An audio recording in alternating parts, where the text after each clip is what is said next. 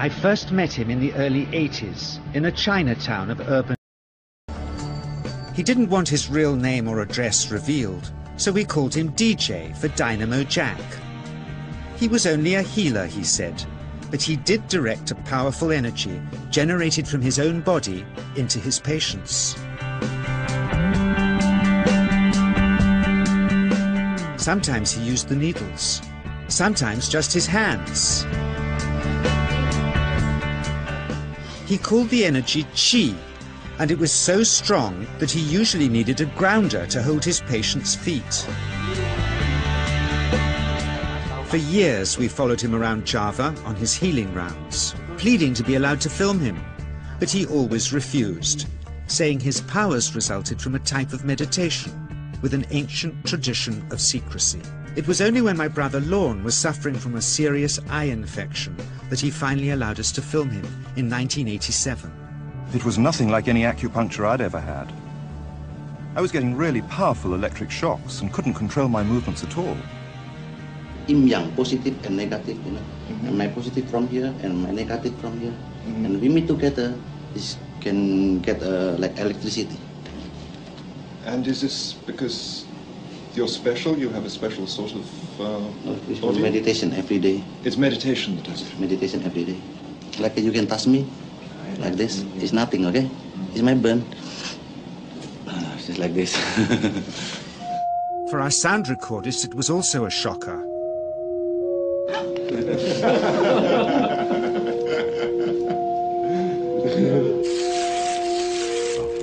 He then took our newspaper outside and showed us how Qi can also be used to set things on fire.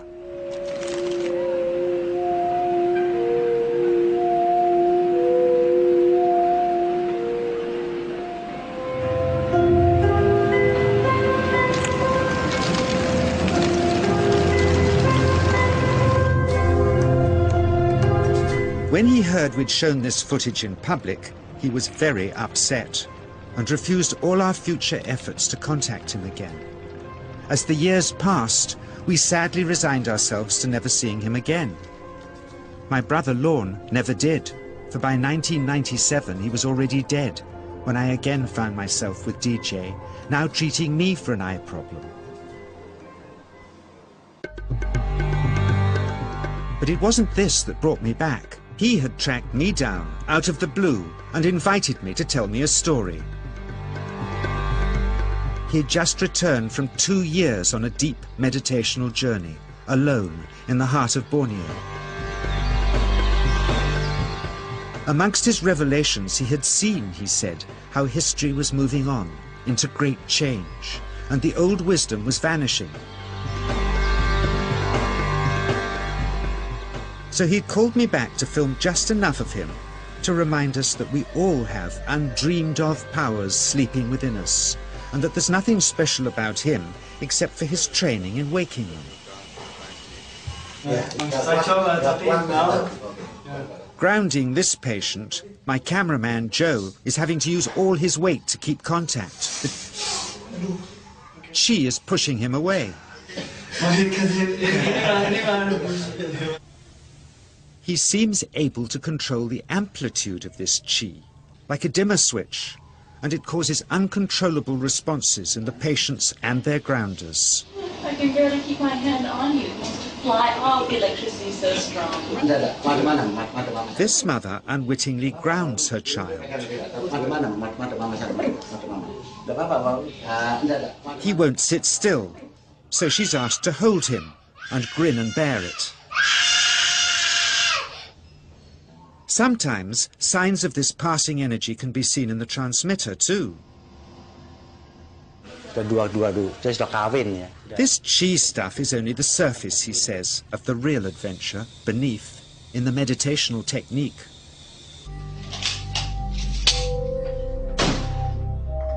Projecting Qi from the palm of the hand can also be used to resist rifle pellets, he says.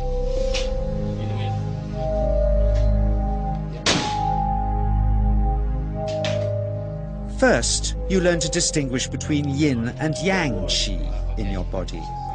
Then how to pool it in your navel chakra. Then how to project it, he says. And it's the proportionate mixture between yin and yang which accounts for different effects, like pulling or pushing objects or igniting them. Then he gets really strange. He says that mastering yin qi is the key to the spirit world. There's a long tradition of Indonesian krisis being possessed by spirits. So people bring him their krisis to see if they're duds. Here, he says, he doesn't manipulate matter by projecting mixtures of yin and yang qi. He merely creates a field of yin energy in which, he says, if there's a spirit, it can manifest itself.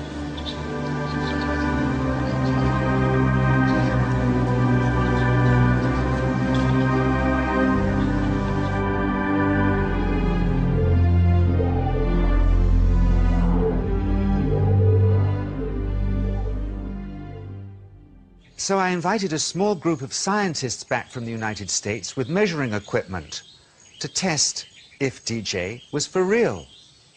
And if so, where might this energy belong on the electromagnetic spectrum? Catherine Cook, CEO of the Mind Science Foundation in Texas. Dr. Roger Nilsson, a Swedish medic and international racing sailor.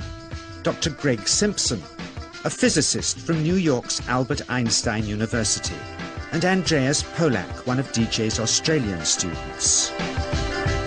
The visitors are confident they'll uncover him as a fraud in no time.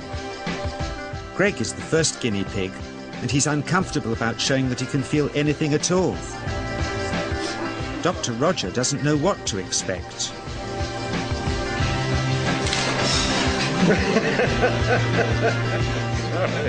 Out comes the metal detector, like the things they use in airports, to see if he has any concealed metal in his body. Then the voltmeter, to try and measure the qi.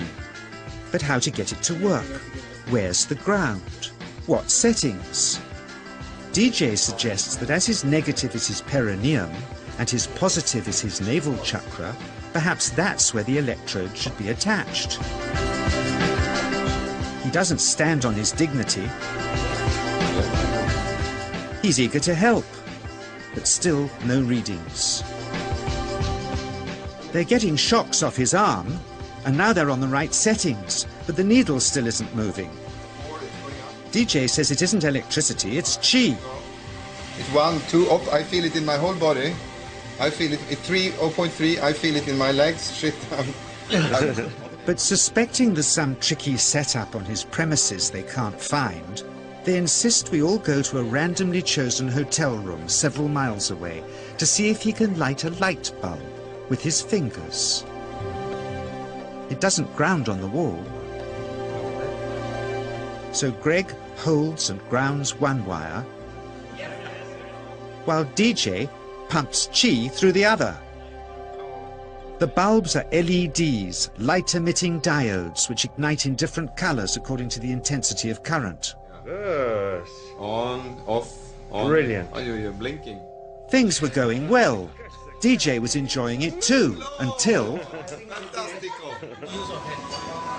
he invited us all out to lunch at his local, where he tried to push a chopstick through the table. He couldn't get it through the formica surface, so he came up through an inch of wood from underneath.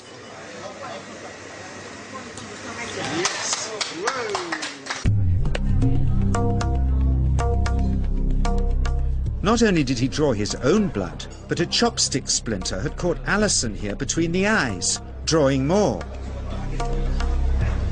The incident was laughed off apologetically, but next morning he was a different man, drawn and upset. He said he'd been visited all night by his long-dead master, raging that he'd broken the strict taboos of his sect, never to show off in public and never to cause harm or draw blood. He felt deeply chastised. All further testing and filming must end. Never again would he submit to public scrutiny, nor accept any new students. He would sink from sight and continue his healing in obscurity, as he had done since before we met him in the early 80s, and had always